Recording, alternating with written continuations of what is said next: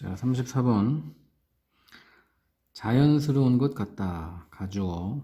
뭐가 자연스러운 거 같냐? 묘사하는 것은 특정한 환경적 조건을 극한 혹은 거친, 악성 혹은 스트레스풀하다. 그지? 그런 기후 있잖아. 극한 기후 뭐 이런 거 있으니까 별로 이상한 거 없는 것 같은데 그것은 어쩌면 분명한 것 같다. 조건이, 상황이, 상태가 극한이라는 것은. 그래서 이제 분명한 이 extreme weather이라는 게 뭐냐? 사막의 한낮의 열기, 그 다음에 남극 겨울의 추위, 그 다음에 그레이 솔트 레이크의 염분, 이런 게 다 극도, 극강, 극한인 것 같다. 자, 여기서부터 이제 시작이야. 하지만 이것은 의미한다. 뭘 의미하냐? 이러한 상황이 극한이라는 것을 우리에게. 자, 기분이 분사구문으로 나오면 뭐뭐를 고려할 때야. 그래서 이 considering 이랑 바꿀 수 있어. 고려해 볼 때 우리의 특정한 생리적 특징들을, 그리고 내구성을. 그러니까 예를 들면 이제 아무리 추워도 잘 사는 애들도 있잖아. 그러니까 인간한테만 극한 기후다. 그걸 그냥 대놓고 절대적인 극한 기후라고 말하는 건 잘못됐다는 거지. 선인장에게 아무것도 극한적인 건 없다. 사막의 기후에 대해서, 조건에 대해서. 이거는 그 선인장의 복수형, 선인장이 진화해온. 그리고 역시 남극의 얼음 땅도 극한적인 환경이 아니다. 펭귄에게는, 즉 인간에게만 극한이지 다른 생명체에게는 극한이 아닐 수 있다라는 거야. 가주어. 게으르고 위험하다. 생태학자가 이런 가정을 하는 것은 의미상 주어, 진주어. 그 다음에 무슨 가정? 모든 다른 유기체들도 감지할 거다라고 가정하는 거. 그 환경을 우리가 감지하는 것과 같은 방식으로. 그래서 센스를 받아서 두기 때문에 오답으로 어를 하지 않도록 조심해야 돼. 오히려라는 연결어 시험에 나오면 거의 다 틀리니까 잘 외워놔. 생태학자들은 애를 써야 한다, 뭐뭐 해야 한다니까는 오히려도 있고 뭐뭐 해야 한다도 있기 때문에 주제문 아주 시그널이 많이 있어. 벌레의 눈을 얻으려고 애써야 된다, 혹은 식물의 관점을 얻으려고 애써야 된다. 어떤 환경에 대해서 보기 위해서는 세계를 그들이 그것을 보는 것과 같이. others, 다른 유기체들을 그 환경을 보는 것과 같이 보려면 여기 있구나. 바로 앞에 있는 걸 굳이 멀리까지 했네. 감정적인 단어들 harsh와 benign과 같은, 그리고 심지어 relativities such as hot and cold와 같은 그런 비교하는 단어들. 아니 이거는 친척인데? 친척으로 봐도 되겠다. 그거랑 비슷한 이런 단어들, 친척이 되는 단어들은 사용되어줘야 된다. 생태학자들에 의해서 조심스럽게. 그래서 이 6번, 7번 문장은 거의 내용이 똑같기 때문에 두 문장 중에 뭐가 더 좋은 문장이라고 보기가 되게 까다로워. 둘 다 체크하는 걸로. 몇 번 할 차례지? 34, 35번. 35번이 아니구나. 37번. 흔하지만 잘못된 가정은 뭐냐? 우리가 이성적 동물이라는 거. 잘못됐다는 거야. 실제로는 우리가 이성과 감정의 동물인 상황에서, 임에도 불구하고로 역할도 크게 나쁘지 않아. when보다는 사실은 althouggh가 더 잘 어울리지. 그러니까는 진실은 우리는 이성적, 감정적 동물이다. 근데 잘못된 오해가 있다. 그래서 그 오해가 어디서 비롯되었는지, 결과는 뭔지 나오면 일반적인 흐름인데 이건 그러진 않았고, get by on, 뭐뭐로 근근히 살아가다, 이런 느낌이야. 우리는 이성으로만 살 수 없다. 왜냐하면 어떠한 이성도 항상 궁극적으로는 느낌으로, 감정으로 이어지기 때문이다. 자동사로 쓰였어. 그래서 이유까지 잘 나와 있으니까 이것까지 체크해주면 좋을 것 같아. 우리는 이성만으로 살 수 없다. 왜냐하면 이성의 끝에는 감성이 있기 때문이다. 내가 홀그레인 시리얼을 먹어야 될까? 초콜릿 시리얼을 먹어야 할까? 바로 예시가 나와. 예시 시작이야. 나는 열거할 수 있다. 모든 이유들을 내가 원하는. 하지만 이유들은 기반이 되어야 한다. 무언가에. 그래서 그 기반을 또 찾는 거야. 만약 내 목표가 건강하게 먹는 거라면 나는 선택할 수 있다. 홀그레인 시리얼을. 하지만 what is my reason? 나의 이유는 또 뭘까? 건강하기를 원하는. 그러니까 이유의 이유를 계속 찾아가는 거야. 이유의 이유를 계속 찾아가다 보면 결론부터 얘기한 맨 끝에는 감정이 있는 거지. 보자 한번. 나는 또 열거할 수 있다. 점점 더 많은 이유들을. 예를 들어서 더 오래 살기를 원하는 것과 같은.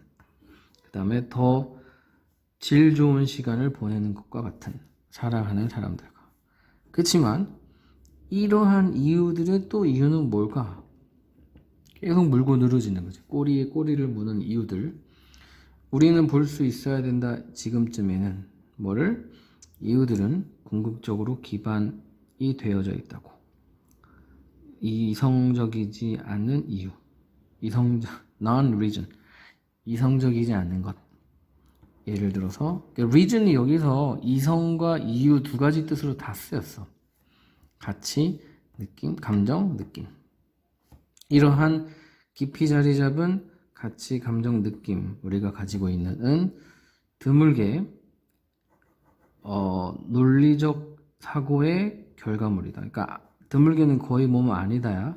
논리적 사고의 결과물이 아니라 분명히 영향을 받은 거다. 그 이유에 의해서. 그래서 reasoning, 사고의 결과물로 나온 emotion. 그래서 사고를 하다 보면 결국은 감정으로 흘러가게 된다는 거지. 그래서 이 문장을 조금 더 구체적으로 뜯어보면 이 영향받는 것과 result of의 미묘한 차이를 좀 강조를 해놓긴 했어. 근데 크게 중요한 건 아니야. 그냥 영향받는 수준인지 직접적인 결과인지 그게 중요하진 않아. 우리는 가지고 있다 가치, 감정, 그리고 느낌들을 뭐 하기 전에? 우리가 사고하기를 시작하기 전에. 그리고 또 뭐 전에? 우리가 효과적으로 사고를 시작하기 아주 오래 전에. 그러니까는 모든 사고, 생각의 근간에는 다 감정들이 있다가 포인트라고 이해를 하면 돼.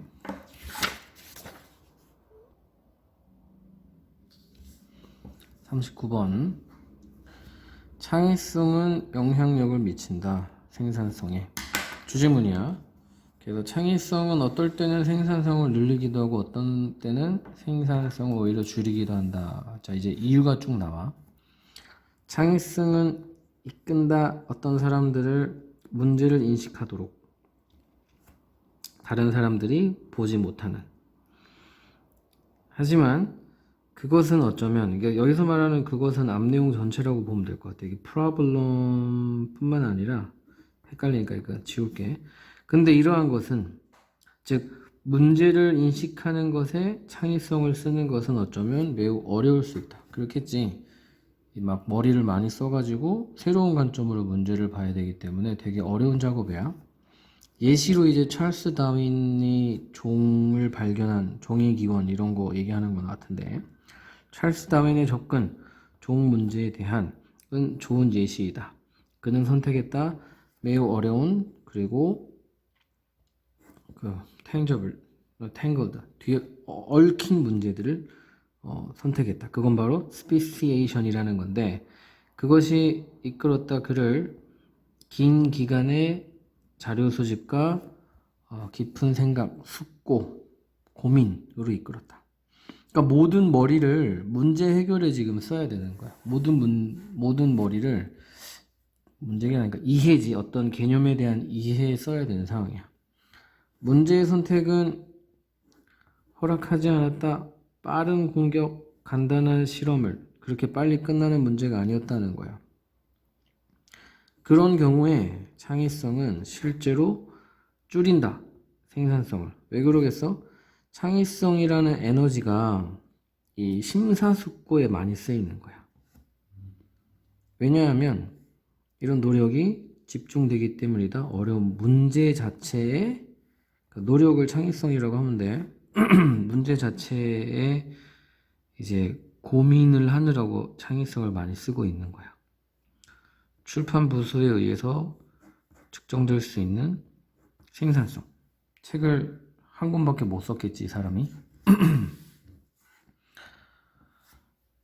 다른 사람에게 있어서 어떤 다른 사람? 창의성이 더 집중되는 방법과 테크닉에, 여기는 문제 자체에, 여기는 방법에 집중된 사람에게 있어서 창의성은 이어진다. 해결책으로. 어떤 해결책? 극적으로 줄이는, 일을 줄이는. 어떤 일? 문제 해결에 필요한 일을 줄이는. 그러니까 여기서는 일을 줄인다니까 효율성을 얘기하는 거야. 깊은 생각이 필요한 게 아니라 그냥 기술적, 방법적인 창의성이기 때문에 결국은 빨리빨리 일을 끝내는 데 집중되겠지? 우리는 볼 수 있다, 이 예시를. 발달에 있어서. PCR의 개발. 우리를 작은 조각의 DNA를 강화시키는 것을, 확대시키는 것을 가능하게 해주었던 짧은 시간에. 근데 이거를 뭔지 알 필요가 없어. 어쨌든 두 예시가 나온 거야. 종의 문제에 대한 예시, PCR에 대한 예시. 종의 문제 같은 경우는 너무 복잡한 내용이기 때문에 문제 해결에 집중하다가 출판이 뭐냐, 저기 생산이 적어졌고, PCR 같은 경우는 오히려 뭔가 해결책에 집중하다 보니 생산이 많아졌고, 이 차이라고 생각하면 돼. 창의성의 타입은 줄일 수 있다. 숫자를, 스텝, 단계나 후속 단계의 숫자를 줄일 수 있다. 덜 실패하는 경향이 있는. 따라서 창의성을, 생산성을 늘릴 수 있다. 그래서 양 방향으로 다 가능하다는 거야. 창의성이 생산성을 줄일 수도 있고, 창의성이 생산성을 늘릴 수도 있다. 이렇게 정리를 하면 되고, 자, 마지막 40번. 한 아이가 어리둥절하게 되었다. 요청을 받을 때, 분사구문이야. 목적어 빠졌으니까는 PP. 구분하라는 요청을 받을 때, 뭐랑 뭐를? 오른쪽 왼쪽을 구분. 오른쪽 왼쪽이 좀 어렵지, 애들한테는. 하지만 똑같은 아이가 어렵지 않다 결정할 때에는 위아래를 방향, 앞뒤의 방향을.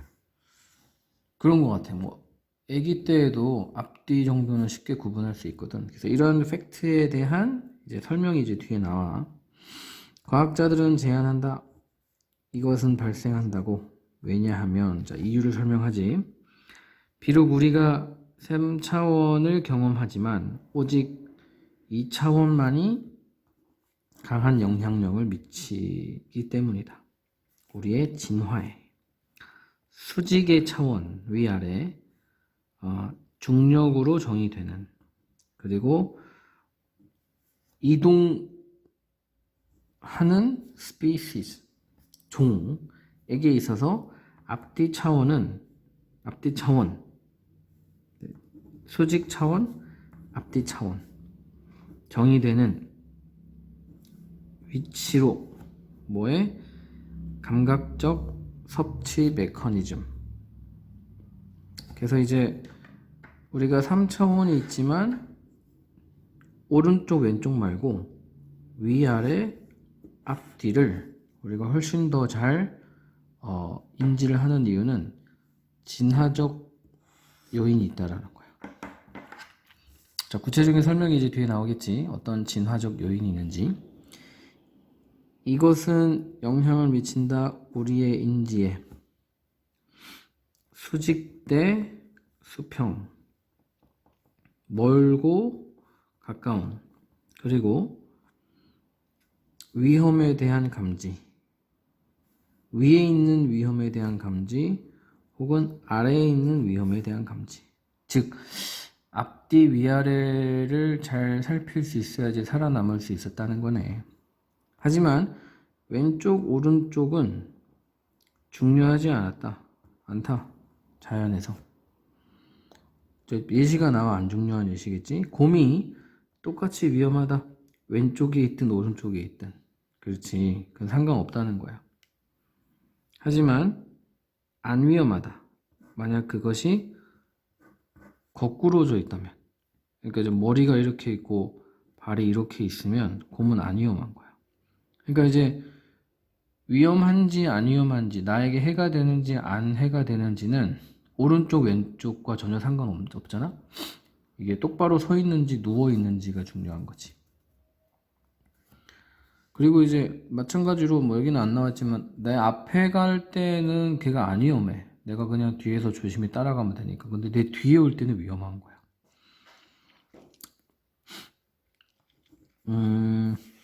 관찰하는 것, 관찰할 때라고 해야 되나? 관찰할 때 어떤 장면을 식물, 동물, 그 다음에 사람이 만든 물체를 포함하는 장면을 관찰할 때, 차나 표지판 같은, 그때 우리는 오직 구분할 수 있다.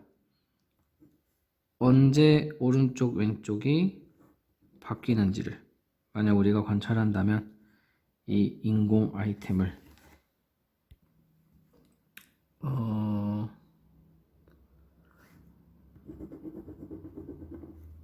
이 온리를 좀 집중해서 봐야겠는데, 겨우 구분할, 그리고 이제 텔 구분이라고 좀 봐야 되는데, 그러니까 구분을 잘 한단 말이 아니네.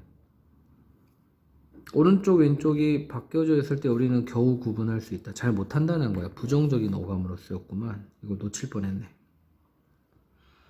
8번은 요약문이니까 안 해도 되고, 그래서 아까 얘기한 것처럼 진화적 이유로 우리는 앞뒤 위아래는 잘 구분하지만 오른쪽 왼쪽은 잘 구분하지 못한다.